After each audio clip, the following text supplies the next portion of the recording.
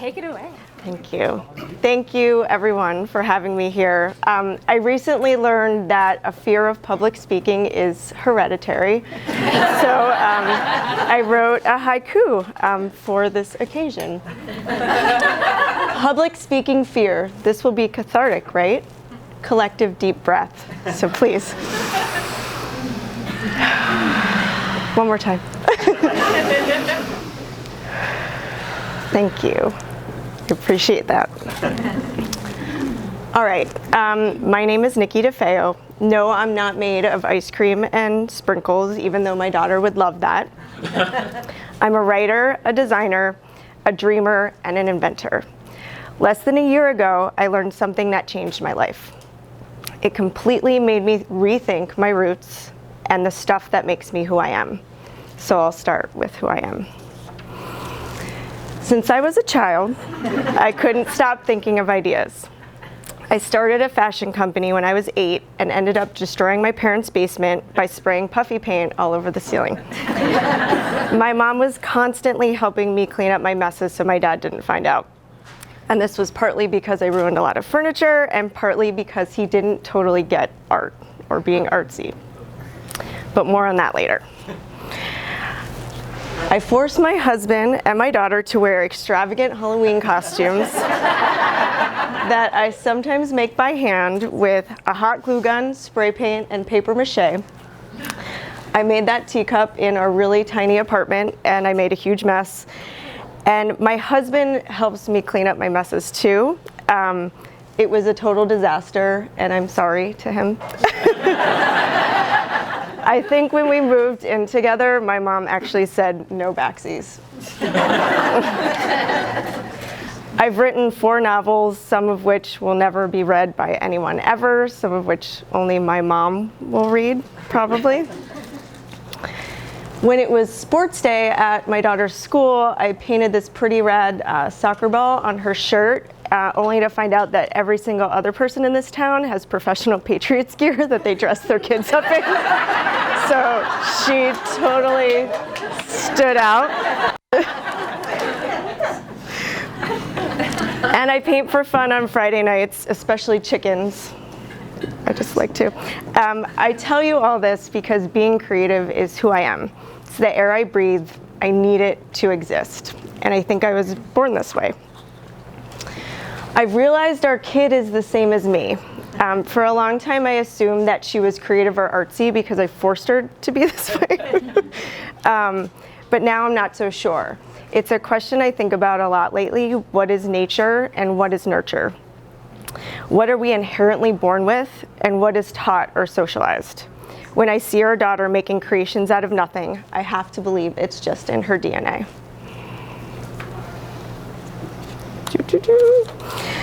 All right, so back to my roots. I was conceived in Allentown, Pennsylvania in 1979. You can do the math on that. In case you didn't know, Allentown is the home of the very famous Yakko's hot dogs, which are pretty gross, honestly. They're gross. And of course, it was made infamous by the Billy Joel song, Allentown. My parents had a really hard time getting pregnant. They went through a lot of fertility treatments, and this was in the 70s. And when nothing worked, they finally decided to adopt a baby boy. But a week before the adoption was supposed to go through, the mom decided to keep the baby. So they were devastated, of course. I know from what my parents told me that all they wanted was to have a baby, and they tried for a really long time. So the next part was a story I probably heard a million times growing up. About a week, so after the adoption fell through, my mom got pregnant. And 9 glorious months later, I was born, which was great. She called me her miracle baby. And then 2 years after that, my sister Heather was born. There wasn't any real folklore about Heather. It was just that she got pregnant again and had another baby. Sorry, Heather.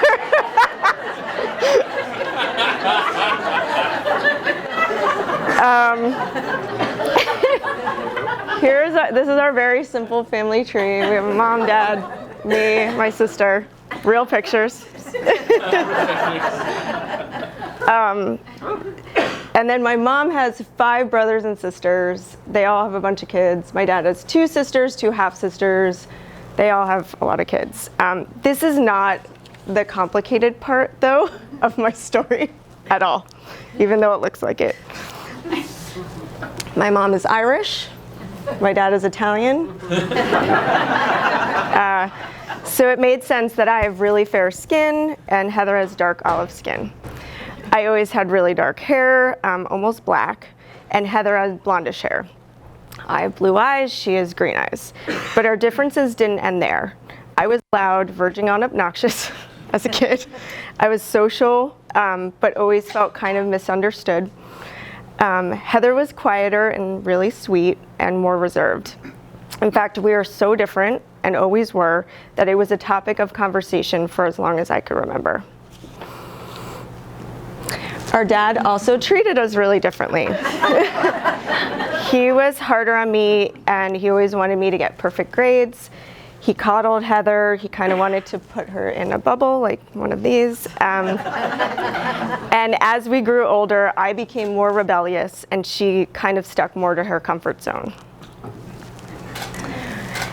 Even though I look so much like my mom, we have the same freckles in the same places, I did have some of my dad's qualities.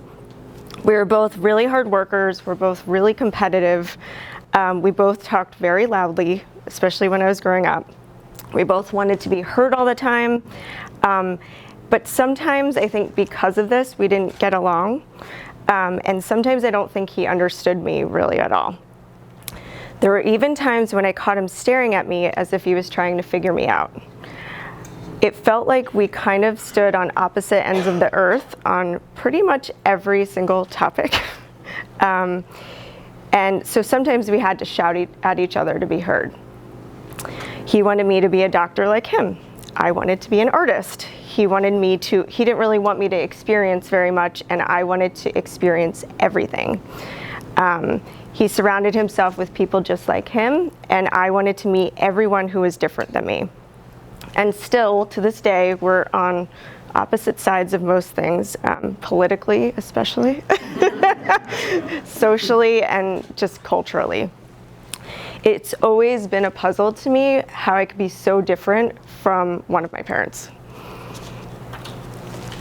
All right, so I left for college when I was 18, and shortly after my parents got divorced. I had made a decision though, even though I didn't really know it at the time, but I was not going back to Allentown to live. I started gathering friends who loved me and who really accepted me.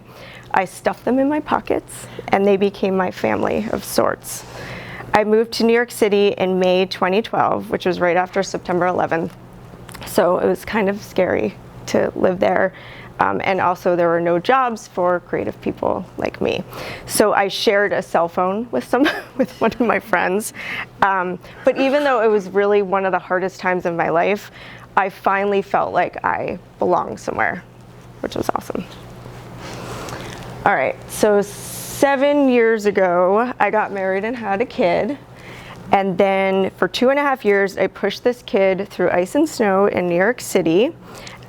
Carried her down subway stairs. Over 3 years ago, we moved to Portsmouth, and 1 year and 1 month ago, my mom and sister came to stay with us for Christmas.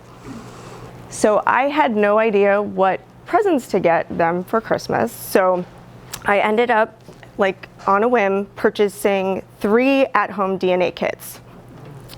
One was for Heather, one was for my mom, and one was for my dad, and I mailed it home to Pennsylvania to reach him in time. And my mother-in-law knew what I was doing, so she got one for me. So I thought this was going to be really fun, because I had seen all the commercials.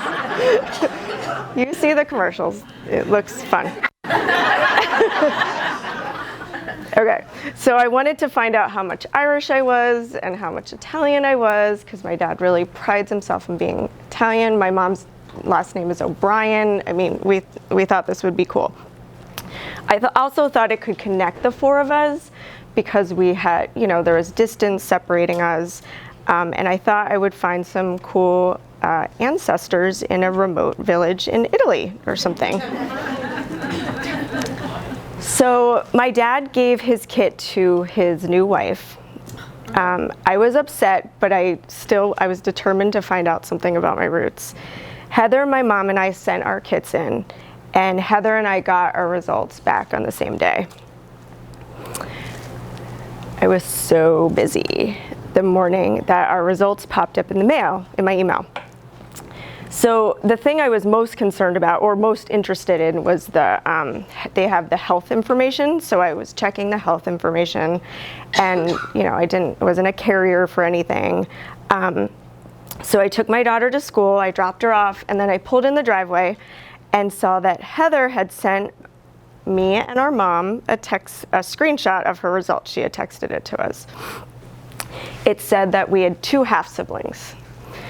So my heart was pounding, I was kind of freaking out. So I pulled my results up again, but this time I looked at the ancestry part and I did not have the same 2 half siblings. And it said that Heather was my half sibling. So I wrote, "It says Heather is my half sibling," to my mom and sister. And then my mom wrote back and said, "I think we should have a conference call tonight," which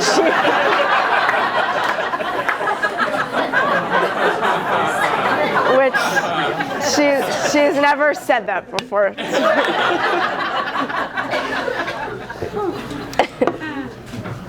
So of course I called her right away.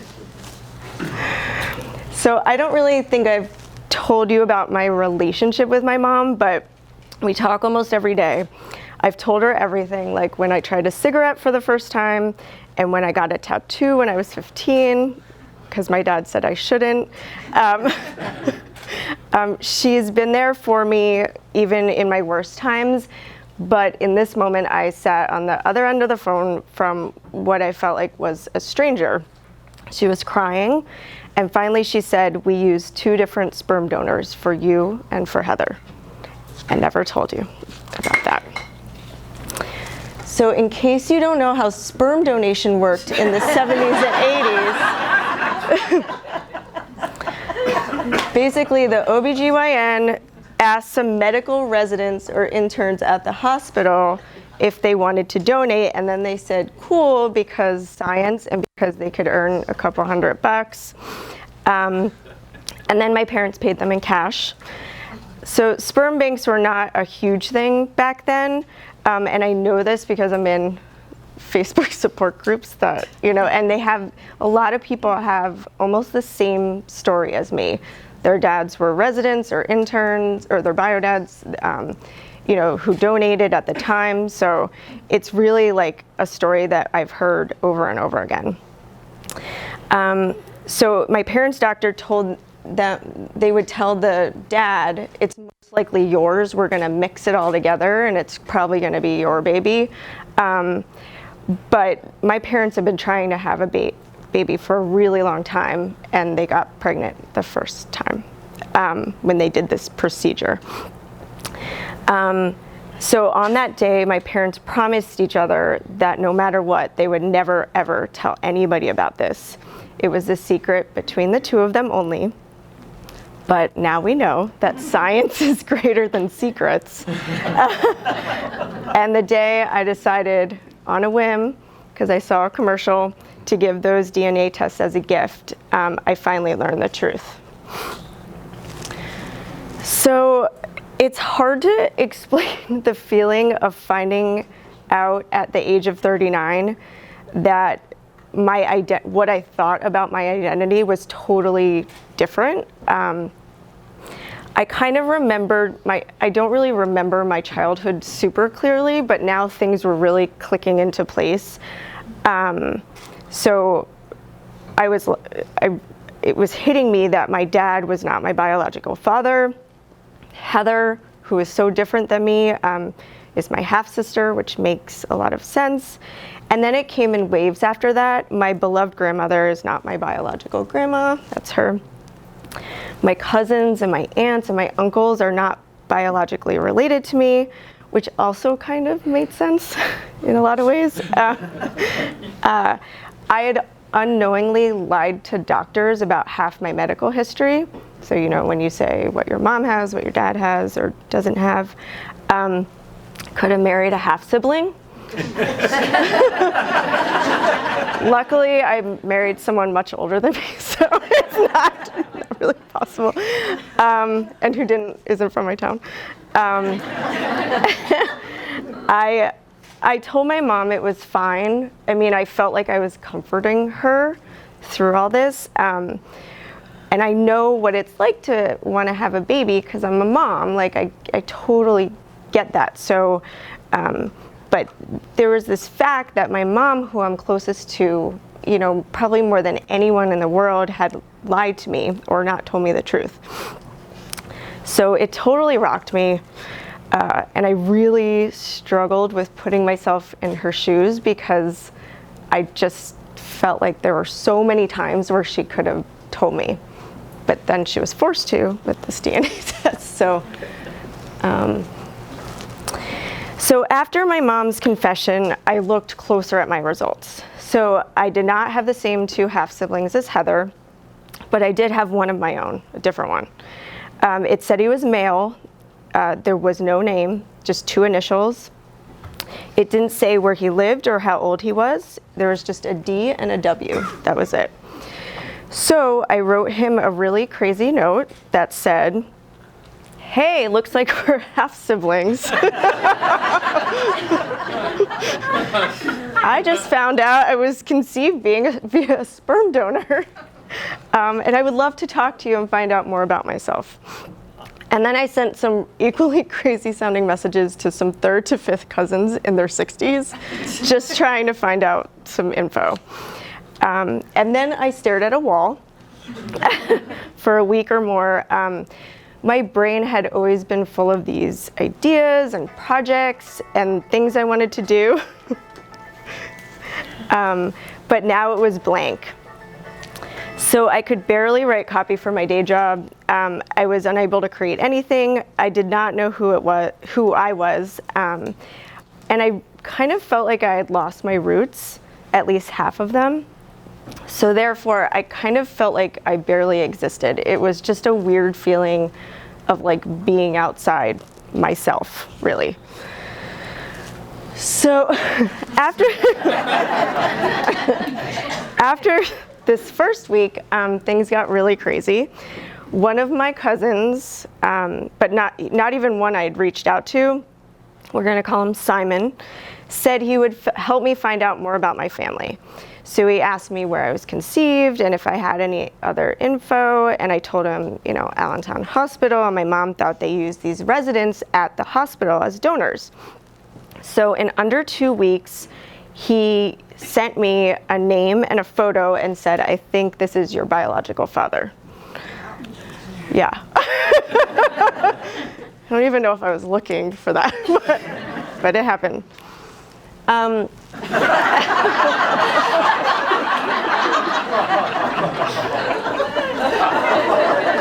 So, my favorite gift. Okay, in case you guys aren't a donor-conceived person or just found out a crazy 39-year-old secret, when you see your maybe biological father's face for the first time, it's crazy. It feels like an earthquake. I mean, it's just insane. So I did what any person with the internet might do. I looked up every possible thing I could about this person. He was a doctor, is a doctor. He had raised 3 kids of his own. But the one thing I didn't have was actual proof. I didn't have scientific proof that this was the guy. It was just what this cousin had told me. So I did another DNA kit with a different company, and my results came back in record time, like a week and a half maybe. And there, in my list of close relatives, as a half sibling, was his son, the one he had raised. So, yeah. So I had my proof, obviously. The son he's much younger than me. He's in his 20s. So I felt like it kind of wasn't fair to reach out to him. I didn't feel, even though he could see me on the site. So I felt like if I was going to reach out to anyone, it would be my biological dad. So the next couple events happened in several weeks' time. All of this happened very fast. So I found my bio dad's home address. His son promptly, probably like 4 days, about the time when the mail would have arrived, his son disappeared from the DNA site. So I wrote him a letter. The son disappeared from the DNA site. And I felt just totally rejected. I mean, I felt awful. I don't even know why I felt that awful, but I just felt devastated and totally rejected. But then I got a phone call. So probably a week after I sent this letter, I got this phone call. And it was my bio dad's brother. We're going to call him Uncle Alvin. We talked for an hour, and he said that bio dad was shocked and that he was just not ready to deal with this situation at all. But Uncle Alvin thought I was wonderful.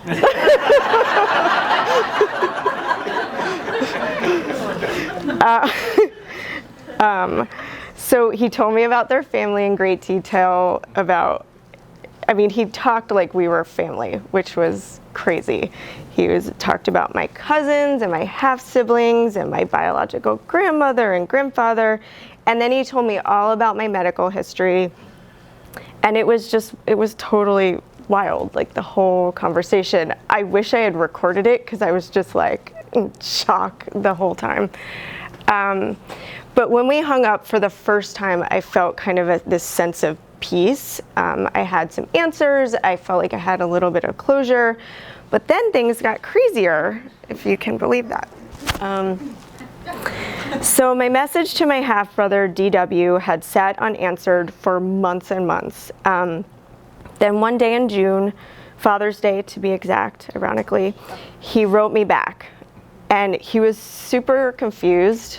And he was pretty cautious and I was too, because I could be a crazy person and he could be a crazy person. Like we didn't know each other at all. But then we started exchanging messages, and I was the person who broke it to him that he was donor conceived as well. Like he didn't know. So we got there over time. And then we decided to connect on Facebook. And then I connected with his wife, who had a ton of questions and who is amazing. Then we shared pictures of us as kids, which was crazy. And then we talked on the phone. So he has two sisters as well. So he asked them to each do a DNA kit. And you remember this because it'll come up later. But I was really nervous to tell him that I had found our bio dad because I felt this weird loyalty. I almost felt like it would ruin it if now there are two of us. So if the bio dad wanted to connect, I felt like now I'm going in with another person. I felt like this weird loyalty about telling DW all the information that I had found out. So I called Uncle Alvin, and he said, "Wonderful. I hope there's more."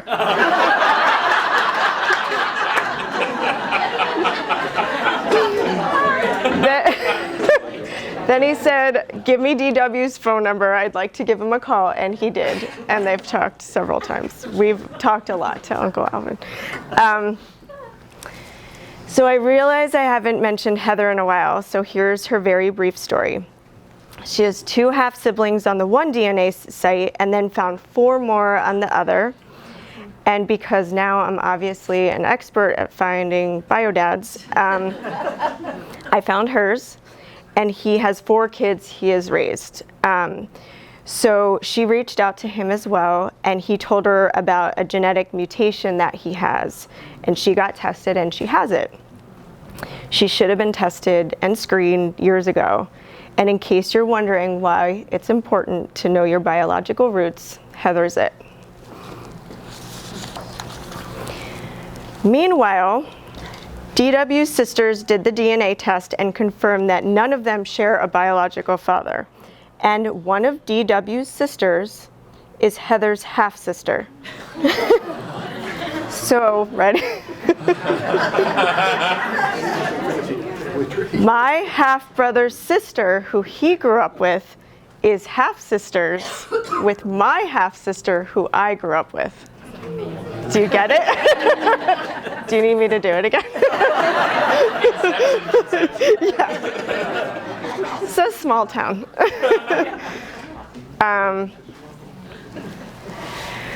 When I was very young, I told my parents that I wanted an older brother. Looking back, this seemed like a silly little kid thing to say, especially because I was the oldest kid in my family. But I realize now that nothing is impossible. In September, my half-brother DW and his wife came to Portsmouth to visit. We're at Pepperell Cove. And in case you've never met your half-brother in person for the first time at the age of 39, it was literally like meeting a version of myself.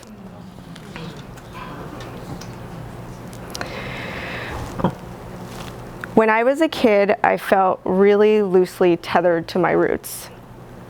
When I got the DNA results, I felt like I had unraveled completely. But discovering the truth has made me feel more like myself than I ever did before. I'm back to obsessively creating. I'm writing a new novel. I don't care if I got all this creative stuff from my genes. It's what makes me who I am.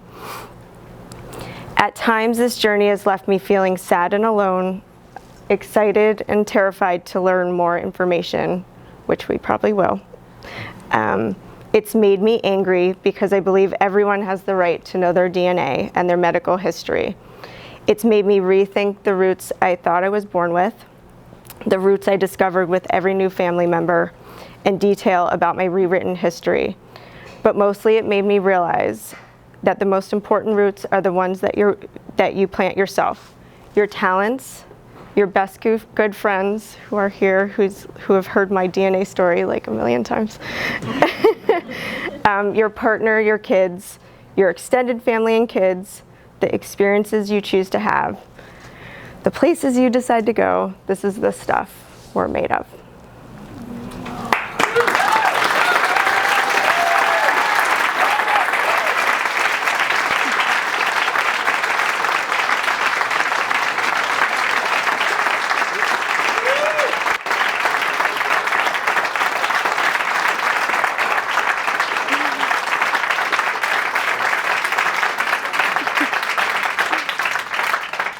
So we're still totally finding out more information about who we're related to, and secrets about our family. When us donor-conceived kids get one of those emails from 23andMe or Ancestry, we freak out, and then it's like, we've updated our privacy policy or something.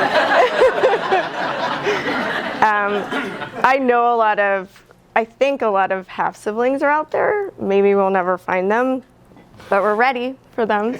Keep checking.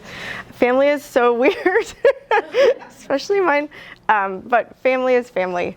And I'm grateful for this journey because I've kind of found out more of who I am, and it's exciting and crazy. Do you have any questions? I'm sure you do.